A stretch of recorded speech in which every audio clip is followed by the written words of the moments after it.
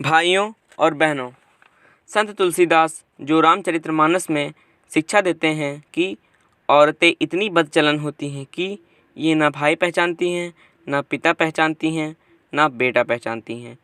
ये पुरुष की सुंदरता देखकर मोहित हो जाती हैं, जैसे सूर्प को देखकर सूर्पकांत मणि पिघल जाती है। यह रामचरितमानस का औरतों पर आरोप है।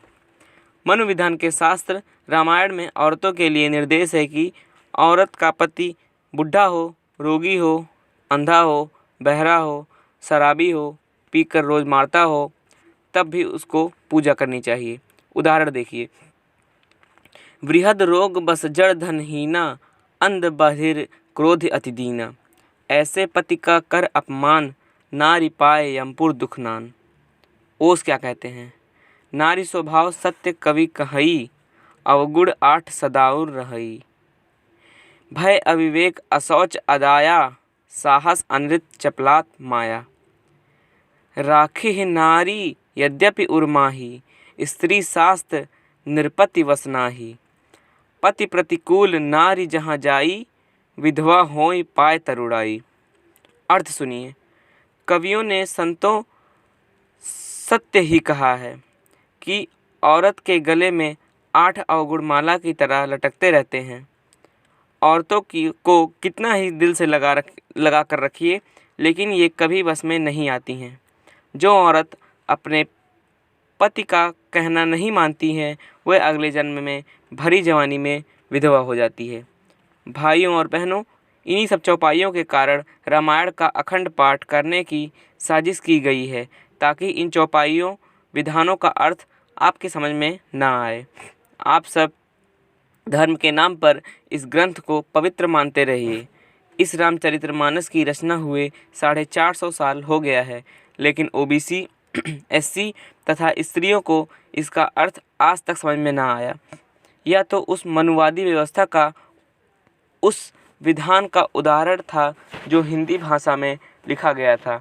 अब जो शास्त्र संस्कृत भाषा में है, उसका चंद उदाहरण देखिए। औरतों के लिए कितना पाबंदी विधि विधान है। स्त्री और जमीन बराबर हैं। जैसे जमीन को रेहन रखा जाता है, बैनामा किया जाता है, वैसे औरतों को भी उसका मालिक कर सकता है। पराशर स्मृति अध्याय 10 श्लोक 25 में, औरत यदि कहना ना माने तो डंडे से पिटाई करनी चाहिए। बृहदारण्यक उपनिषद। जो औरत अपने रोगी बूढ़े पति का तिरस्कार करती है, वह बार बार कुतिया या सुअरी का जन्म लेती है। पराशर ऋषि स्मृति अध्याय 4 श्लोक 18।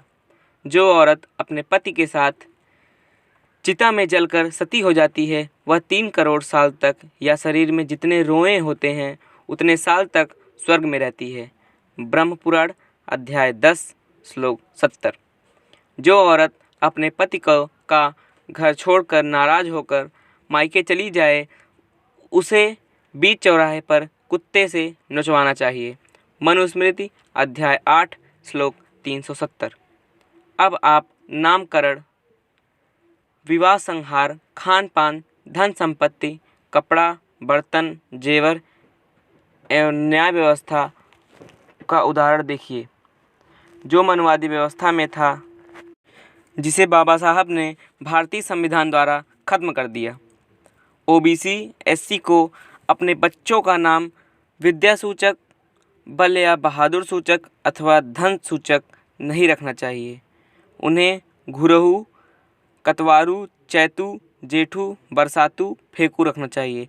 मनुस्मृति अध्याय 2 श्लोक 31।